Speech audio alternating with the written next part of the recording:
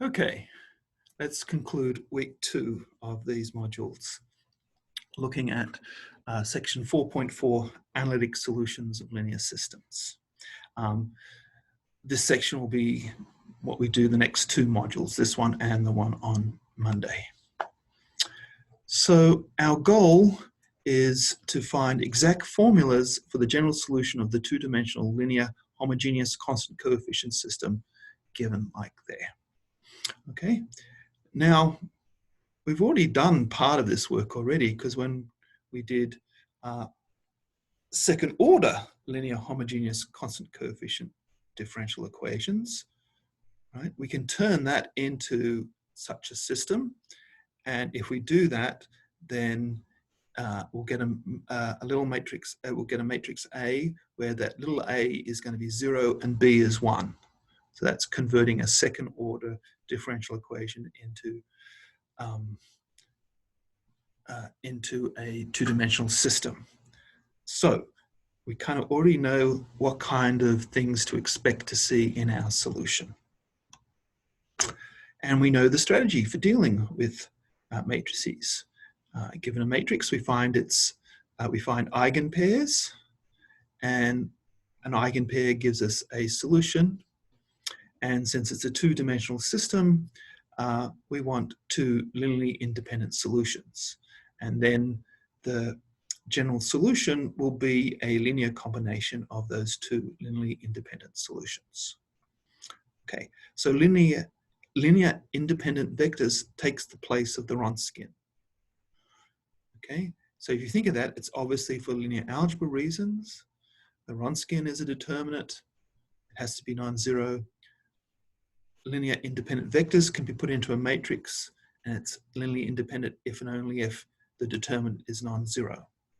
Okay, and because what is happening, we know we have existence and uniqueness, and so by linear algebra reasons, we find a solution to some linear algebra problem. We can solve for C1 and C2 given any initial conditions, and then by uniqueness, that has to be it. So that's how we find general solutions. Okay, so it's the characteristic polynomial again. Remember, we had a characteristic polynomial for degree 2 equations. We have characteristic polynomial for matrices. And for a 2x2 matrix, the characteristic polynomial is the determinant of A minus Ri. And if we go ahead and just figure out what the determinant is, we see that the constant term is minus A plus D, i.e. minus the trace. And the constant term is AD minus BC, i.e. the determinant of A. So that's a nice little formula there. You can figure it out another way because the eigenvalues are the roots of the quadratic. You can write it as R minus R1 times R minus R2, where R1 and R2 are the eigenvalues. You can multiply that out, and you see that R1 plus R2 has to be the same as A plus D. So the sum of the eigenvalues has to be the trace. And R1 times R2 has to be the determinant of the matrix, i.e. the product of the eigenvalues is the determinant of A. Okay, so we have a formula for the eigenvalues then in terms of the trace and determinant of the matrix A. And we know that when we're dealing with quadratics, we have 3 cases, all depending upon the sign of the determinant, of the discriminant, sorry, which is square root of the trace squared minus 4 times the determinant. Okay, case 1 is a really easy case. If k is positive, that means we have 2 distinct real eigenvalues. Okay, that means we have 2 distinct eigenpairs. And one of the things that you learn in linear algebra is that eigenvectors from different eigenvalues are linearly independent. And you should, even if you don't know, even if you haven't done linear algebra, it's kind of obvious one, because it's, if multiplied by 1, you get R1, multiplying by A again, get R2, R1 and R2 can't be different if it's the same vector. Okay, so lo and behold, we have the general solution really pretty easily.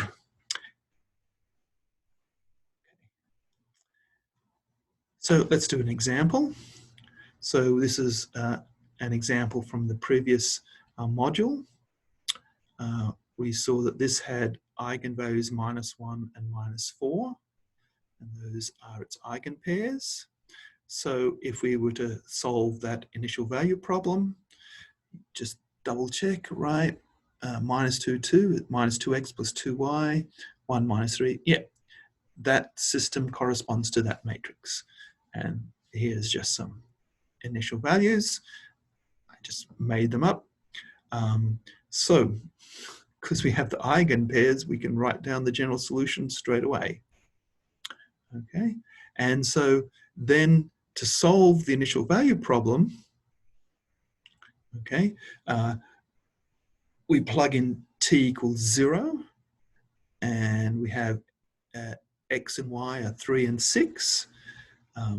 So if you look at the solution, you see the 2, 1, 1, -1 is kind of the matrix that we're multiplying the vector C1, C2 by to get 3, 6. So I'm taking the inverse of that matrix 2, 1, 1, -1. I'm getting that from the general solution. Just plug in t equals 0 and you can see the C1, what the coefficients of C1 and C2 are. Okay, so the inverse of that matrix, we swap the main diagonal and we multiply the off diagonal by -1, and we divide by the determinant, which is -3. And so we do that matrix multiplication and we get 3 minus 3. So that means C1 is 3 and C2 is -3. Okay, and so we just plug that in and we've got the solution to our IVP. Okay, so have a good look at that. If you understand that, you're ahead of the game. You know what's happening. The second case, when the discriminant is negative, then we know that we have 2 complex conjugate eigenvalues and we have 2 distinct eigenpairs, right? Because the eigenvalues are different, so we're going to have linearly independent eigenvectors, and in fact they're going to be complex conjugate of each other. So just doing what we had in the previous slide, we've got 2 complex solutions which are going to be linearly independent, but of course we want to make it real valued. Okay, right, so we know that those complex solutions are complex conjugates of each other, and so there's a standard way then to extract the real part and the imaginary part of those things, which is if you add complex conjugate pair and divide by 2, you get the real part, and if you subtract one complex conjugate from the other and divide by 2i, you'll get the imaginary part. Okay, and so for example, we've got Z1 there. I've written down in terms of that those vectors u and v. Remember, u and v are real vectors, okay? Because u is the real part of the eigen vector, v is the imaginary part of the eigenvector. And we write down this general solution right there, and you can kind of recognize that we've got exponentials and we've got cosines and sines. Okay, and so the important thing is not to get mixed up between the u's and the v's. So we've got cosine times u minus sine times v, and then on the other C2 we get cosine times v plus sine times u. Okay. Let's do it by example. Again, we'll use the example we used in the previous module, 1, 3 minus 3, 1. We found eigenpairs there. And so let's say we're given that initial value problem, and you just check to see that that system corresponds to that matrix. Got 1, 3 minus 3, 1. Yep. Okay. And if you go back and you look at the eigenvectors, it's 1i. So that means the real part is 1, 0, and the imaginary part is 0, 1. Okay, so they're nice vectors, easy vectors to deal with. And so the general solution is that. And all I did was I just applied it to the formula down the bottom there, and in this case here. And to solve the initial value problem, now it's pretty easy, right? Because when t equals 0, the signs disappear and the cosine is 1. So we've got C1, C2. Okay, so C1, C2 actually equals the vector of initial values in this case here, because of this example. And so that's our solution. Okay, so the module question for you here is, solve this initial value problem with the initial conditions. Now I've given it at pi on 6, and the reason why I did that, of course, is because 3 times pi on 6 is pi on 2, with those initial conditions there. So you'll get a different matrix to solve for the initial conditions. So it's still the same general solution. You just have to solve for the IVP now. Okay. Now, the third case, where the discriminant is 0, you actually have 2 different cases, depending upon how many linearly independent eigenvectors you have. So in the easiest case, if you've got 2 linearly independent vectors, eigenvectors, now, since k equals 0, you only have 1 real eigenvalue. You have 2 distinct eigenpairs, because you've got 2 linearly independent eigenvectors, so you can just write down the general solution. Okay, so that seems really easy. I'll give you an example. I'm going to show you it's even easier than you thought. Okay, in the 2 by 2 case, if you've only got 1 eigenvalue and the eigenspace, the number of independent eigenvectors is 2, that means every vector is an eigenvector, and A is just multiplication by R. So that means A is just the diagonal matrix R0, 0R. Okay, so you can take any 2 linearly independent vectors you want as the eigenvectors. So I'm just going to choose the easiest case, which is just to use the standard basis, 1, 0, and 0, 1. And there is your general solution right there. Okay. I mean, it's so easy because you think it's a 2-dimensional system, but it's actually 2 1-dimensional systems, and each 1-dimensional system is separate. So, okay, let's look at the real case now, the harder case. Okay, so what happens if you've only got 1 eigenvalue and only 1 eigenpair? There's only, yep. Right, so you have one solution, right? C1 e to the RT times U, and you have to find another linearly independent solution. Okay, now we know what to do. We start multiplying by T. Now the trouble is you multiply by T, you multiply U by T, you get e to the RT times TU, and the problem is you're not spanning the whole set. You're not spanning the 2-dimensional space, right? You've got U, and that just spans a 1-dimensional subspace. So you've got to kick in another vector. Okay, and so we're going to let u star be that other vector.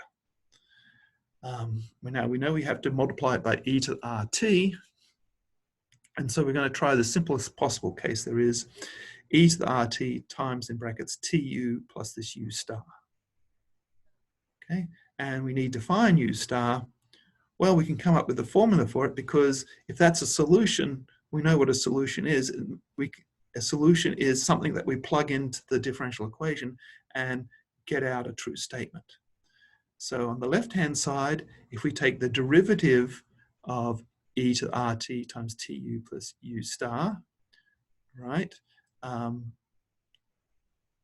we get, well, we've got the product rule, right, because we've got e to the RT and we've got a t there. Okay, so the derivative of e to the RT is r times e to the RT, okay, times what the other factor is. Okay, that doesn't change. That's tu plus u star plus e to the RT times the derivative of tu plus u star. U star is a constant, so it goes away.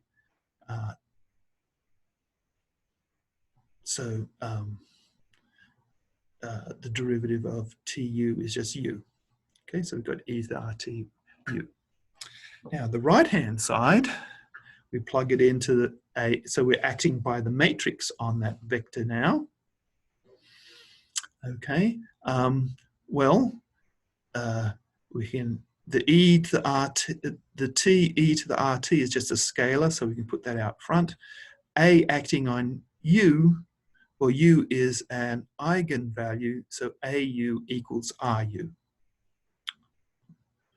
Okay, and then we get, again, we can pull out e to the RT because that's a scalar, and we've got A acting on U star. And we don't know what that is. That's what we're trying to figure out. Okay, so for us to have a solution, those things must be equal. And you can see straight away that two things cancel, that T e to the RT RU is on both sides, so we can cancel that out. E to the RT multiplies everything, so we can divide by that because that's never zero. And we end up with AU star equals RU star plus U. Okay, so we gather like terms together, we get the U stars together, so we get A minus RI times U star equals U. Huh. That is exactly the kind of equation that defined U, right? A minus Ri times U equals 0. So this means U star is kind of what we call a generalized eigenvector. It's not that A minus Ri times it equals 0. It's actually that A minus Ri squared times it gives us 0, but A minus Ri times it doesn't give us 0. Okay, so, but whatever. So that gives us a general, so point is we can find a U star. So that gives us a second linearly independent solution. So we have a general solution where R and U is the eigenpair and U star is found by that, that method in point 6. So let's do an example. So here is a matrix -1, 1, 0, -1. Okay, so those of you who've done enough linear algebra know that if you've got a triangular matrix, then the eigen values are just found there on the diagonal. So -1 is the only eigenvalue. And it's not, the eigenspace is not two-dimensional, right? Because we've got that upper triangular thing there. So the only eigenvalues are things like A0, where we've got something in the first component and 0 in the second component. So we're going to use 1, 0 as our eigenvector. Okay, so that gives us one linearly independent solution. e to the minus t times 1, 0. To find the other one, we've got to solve that equation there. So if we take a minus 1 times r, we get 0, 1, 0, 0. Multiply that by u1, u2, and we want that to be the eigenvector 1, 0. And you see that the only condition we have is that u2 equals 1 and u1 can be anything. So, so we don't get a little one-dimensional, well, we've got u star can be anything in the first component and then 1 in the second component. So we'll choose the easiest one, we'll let it be 0, 1. And so then we go back and there we have our general solution right there. Okay, cheers.